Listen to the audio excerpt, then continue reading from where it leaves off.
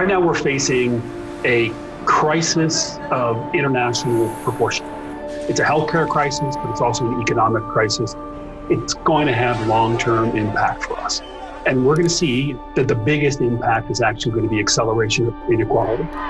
The systematic way that we have been built is not holding up. The foundation is cracking. Our duties remain the same. The fact that we should not leave anybody behind again. Many organizations have seen what the impact is of a sudden crisis and how we're able to better navigate this crisis today with the help of technology. And that means the reskilling and upskilling of your own workforce. Jobs of tomorrow are technologically enabled, but also extremely human-centered. It's in the ability to work with technology easily.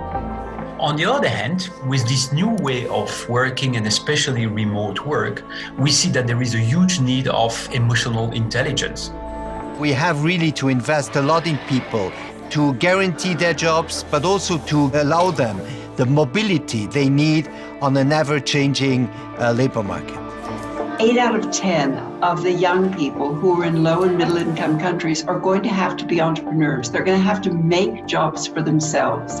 Having creative curriculums and teaching creativity is enabling your learners to have transferable skills, resilience, mastery, collaboration, asking questions, why, how, when. This is what they need in order to thrive in any profession which they choose.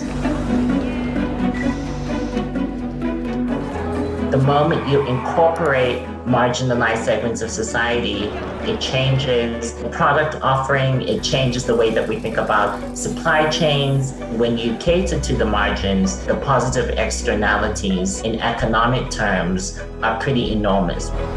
It is critical that leadership understand that the burden of responsibility of driving change starts at the top of the organization, so that corporations can give back to the communities, make them more resilient as we deal with these issues around both economic and racial inequality. We need men and women leading the recovery, because there is no way we can ever think that a world that is led by men is a world that is good for everybody. Now is the moment that we can think about how we use that possibility, the new ideas, the new technology, the new wealth, to really create social systems in which we can all flourish.